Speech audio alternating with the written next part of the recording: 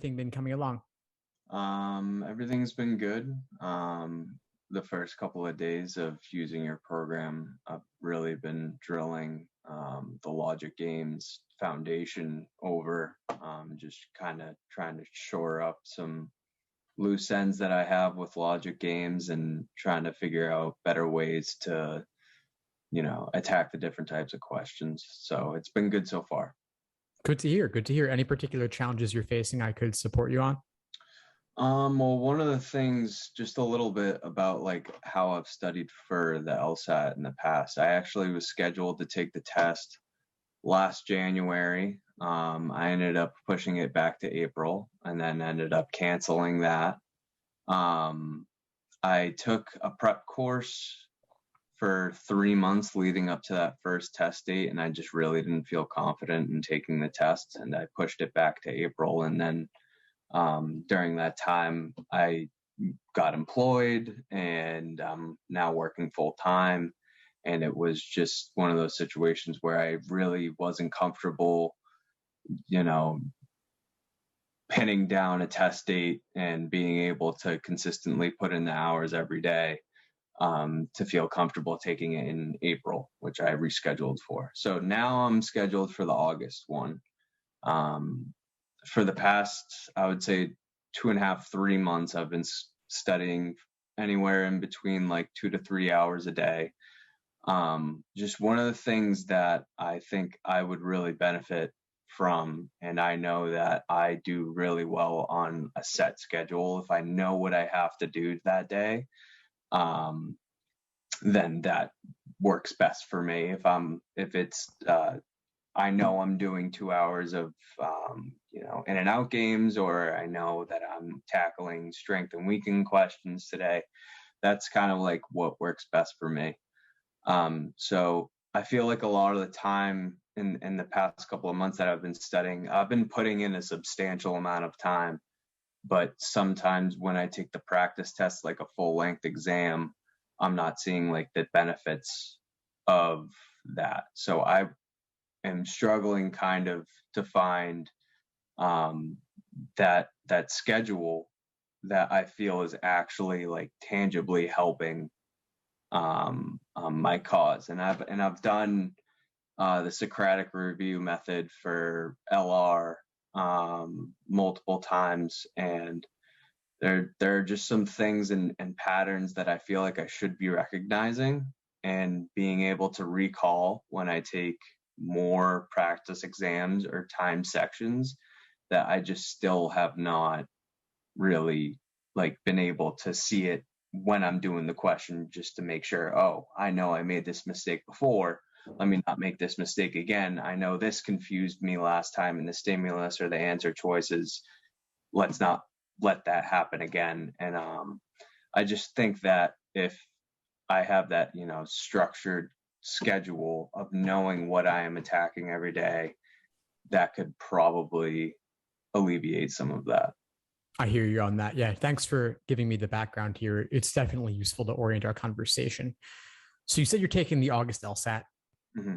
We're speaking now mid to late July. You've got a little bit less than a month remaining. Mm-hmm.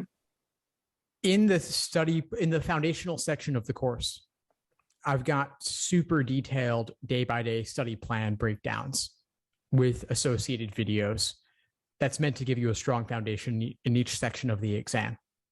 You've been at this for a while already, though. So I want to help you create something more customized, given that you've only got a few weeks remaining. Mm-hmm. You mentioned not seeing the benefits yet from taking practice tests. It sounded like you do see the benefit of drilling. You mentioned at the beginning of the call that that's what you're focusing on. Mm-hmm. How many full-length practice tests have you done?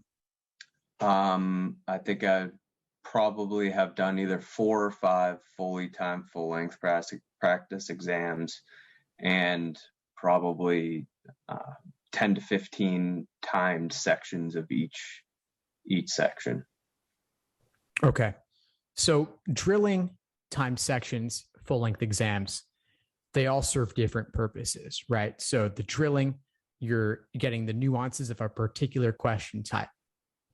Timed sections, pacing is a big part of that. You're looking at your pacing. Where are you allocating your time? Are you getting bogged down? Are you getting stuck? Are you moving at a fast pace? How fast do you have to move to have a little bit of time remaining at the end to be able to go back? Then the endurance, we've got your full length 4-section exams for the new format starting August, where they're bringing back in the experimental section. They all serve purposes. They all have a place in your prep. The drilling, you might see more in terms of what's going on with a particular question type, let's say. The timing, the pacing, the endurance, you see the biggest benefits of those on test day itself. When you're able to fully complete the exam, you have some time remaining for each section, so you can go back. 4 to 5 full-length timed exams, in my opinion, honestly, isn't that many. At what rate were you doing them? I was doing about 1 a week, and then reviewing that exam in depth and it usually took me about 2 days to fully examine. I would go into LR or logic games, and I would list out the question. I would say, what confused me about this question? What kind of question it was? What made me pick the wrong answer? Why did I cross out the right answer? And I did that, and it was time consuming. And in the moment, I realized things like, I understand why exactly I did that incorrectly. And I understand that this is what this game or this question is really asking me to do. And so I feel like I allocated a lot of time to that, and then I would go back and drill. And I think that I would drill, get more comfortable with that question type that I know that I got a lot. Say I got, 2 or 3 sufficient assumption questions wrong in a timed exam, I would go back to the sufficient assumption questions and drill those. And then I would get comfortable with those. But then when I take my next practice exam, I feel like I'm going in with all of these things that I have to recall from questions that I've gotten incorrect. And then it's like, then it all hits you, and you might not be expecting the questions you may be expecting might not even pop up so frequently on that next exam. So yeah, I do understand, like, I want to take more practice exams, and I do think that I'm at least going to take 2 to 3 more, maybe even more than that, before my exam. But that's what I was doing. I was taking 1 and then taking 2 days to review it, and then usually drilling the weak areas. Well, you're right that what you learn on a practice, what you learn in drilling in that context, it can be tough to make it carry over into a full-length exam for a couple of reasons. One is the pacing element, getting bogged down, having the grab bag of various question types in the context of a section, whereas before you were seeing them in isolation. Mm-hmm. So that's something to adjust and get used to. And the solution to that could just be doing more sections, doing more exams to help yourself see the connections and make it translate, to get a better handle on the timed setting and the endurance as well. The other thing is that, as you said, it might not even come up, and that sucks, but it happens, right? I mean, the LSAT is kind of like an elementary school spelling test where the teacher gives you a list of 100 words and only spot picks like 10 of them. Right. You don't know which 10 it's going to be, though, so you have to learn everything. Mm-hmm. So yeah, you're right that, I mean, the exam is going to have sufficient assumption, but what structures will those sufficient assumption questions have?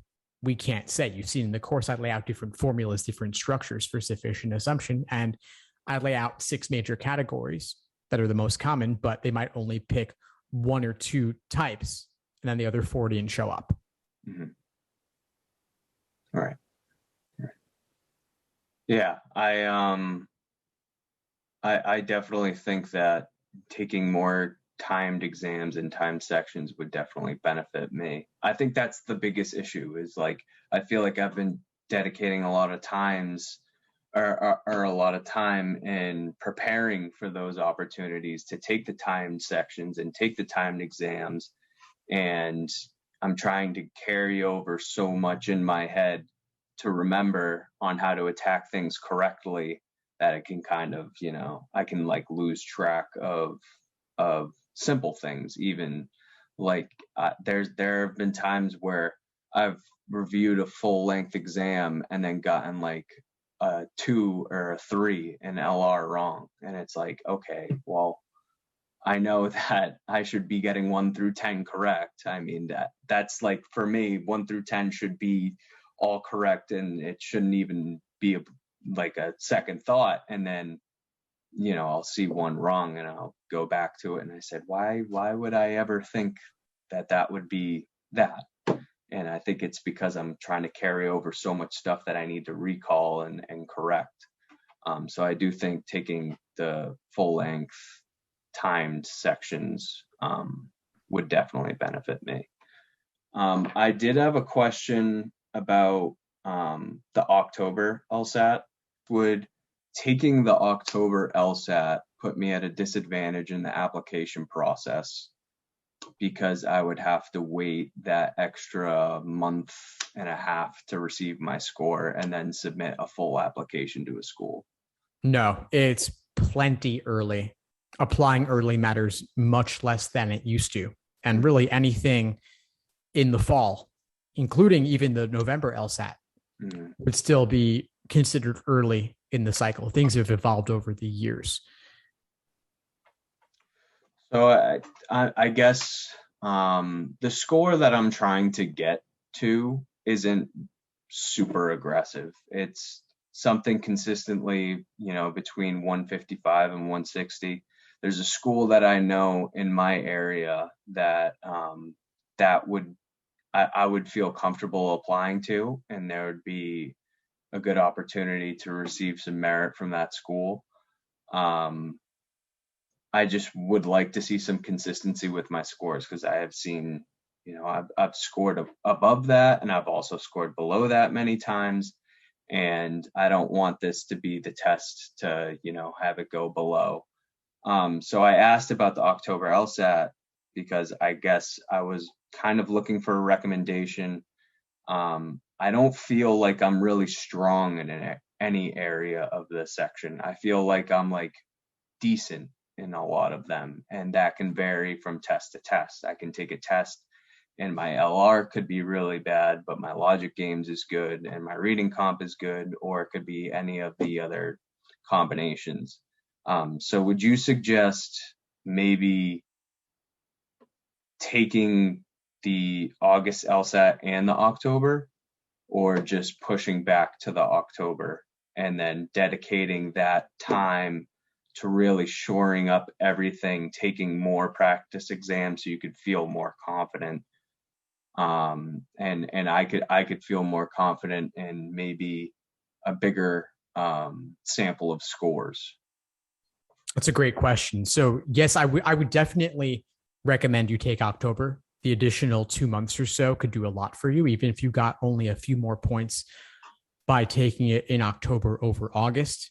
The perceived delay in your applications wouldn't be a big deal at all. And I say perceived because I don't think it's a huge deal. I don't think it's really a delay. Yes, you're applying in October, end of October or early November, depending on when you get your score back and put your application together, but it's not a huge deal.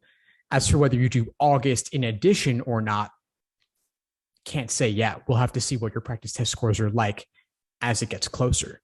If a day or two before the August LSAT, you're looking at your practice test scores and they're not close to where you want to be, I probably wouldn't bother taking it just to avoid having yet another take on your record. But if you're scoring in a range you'd like, then you might take it just to see, but know that also October will be another opportunity.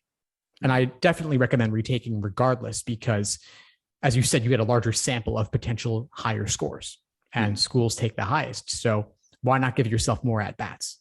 Right. Okay. So for my prep leading up until August, I just finished week 1 of the 1 month. So I did all the logic games, every single type, all the examples that you laid out in the templates. Should I stick with that until the test date, and then maybe, this weekend, and then 2 next week do timed exams? Or would that be something that, since I'm only focusing on logic games, would that really be beneficial to me? I'd suggest mixing in some reasoning, some reading comp, either individually or as part of full exams, just because you have the prior exposure. You're not starting from total scratch here. Mm-hmm. Okay. All right. I just wanted to make sure that I was doing something that could actually, I wasn't running in circles, because that's what it's kind of felt like. I took a prep course leading up to my first scheduled exam that I didn't end up taking. And a lot of the times I just felt like I was like really missing that thing that should go off in your head when you're reading a logical reasoning question, and it's a weekend question. Exactly what you have to look for. I was kind of not getting that in totality, so I went back and redid my foundation. So now I was caught in like this in-between area. It's like I didn't want to go back and start all over and try to figure everything out, because I did also dedicate a lot of time beforehand.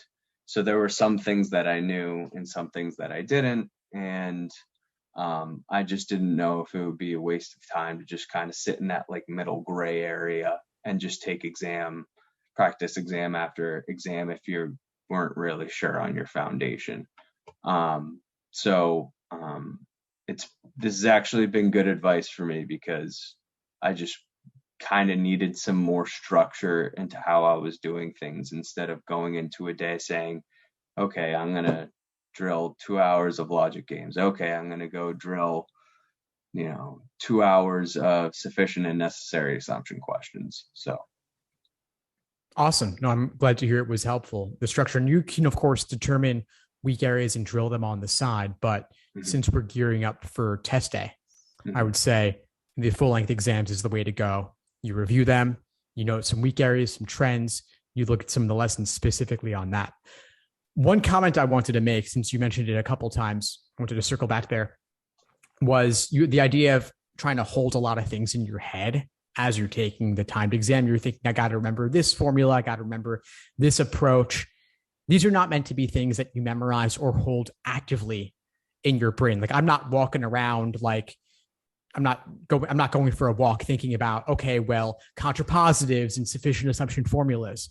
They're not actively in like the part of my brain that's conscious. They're subconscious. And I only bring them up when I actually need them. These are not things you memorize with the flashcards where you are going to empty your brain of it the second the exam's over. These are things you absorb into your long-term memory. And then you surface them when you need to, when you see a particular question stem, or when you see a certain structure for an argument. Then you say, okay, well, when I see this, here's what I do. Do you play any sports? Yeah, I used to. I'm washed up now, but I played college football, and I played sports all throughout my high school career too. So cool. So, by the way, the mentality around sports and preparing for game day, I think there's a lot of parallels with this. When you football, let's say, there's all sorts of plays. People draw things on the chalkboard. You have the physical football as like an icon, right? But when you're looking at LSAT books, you're not thinking about plays, right? You're not thinking about how you throw a football or catch one or whatever, right? It only surfaces when you're in that context, when you're on the field or when you're practicing or when you're training or when you see a football or someone throws one at you. But otherwise, it's not relevant. So I don't want you to feel like when you sit down to do a practice test or do a section that you need to pull all of that together the second you click into LawHub or the second you open a book. It's when you see that question type, or when you see that method of reasoning, or when you see that game type, that's when you say, okay, well, what are some other games I've seen that might be similar to this one? How can I use those structures to inform me here? Right, that makes sense. That makes sense. Yeah. Kind of like developing like almost that like muscle memory kind of thing when you're placed in the situation, you know how to like you recognize how things you've done in the past, how to apply it to now. So no, I agree. I did. And you only need to surface it when it's relevant. Yeah. Mm-hmm. Yeah. Bringing over all that, like reviewing a test for 2 hours and then trying to bring it over to a brand new exam might not be, the most tangible thing to be doing, and expecting that the same exam that I just reviewed would be the same exam that I'm taking now. So that helps. Right. Awesome. Yeah. Some of it might be relevant, but I want you to think more about the aggregation of all the prep you've done up to this point will combine together in ways in your brain and ways you can't even control. I get the sense that maybe you're trying to actively pull it, when I want you to instead think more about passively pulling it all together. Right. And that like it'll just happen naturally. It'll happen organically. It'll happen while you're sleeping. It'll happen when you take a day off from the studying.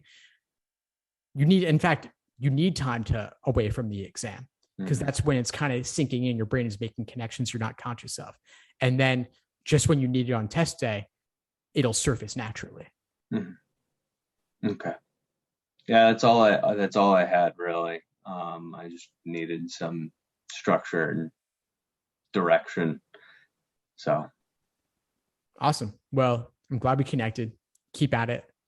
Let me know if you need anything moving forward. I'm happy to help. Okay. Thank you very much, Steve. I appreciate it. Thanks for tuning into the show. Please subscribe if you haven't done so already to be notified of new episodes as I release them. And feel free to reach out if you need anything at all as you move forward with your prep. I'm happy to help however I can. In the meantime, I'll wish you all the best and take care.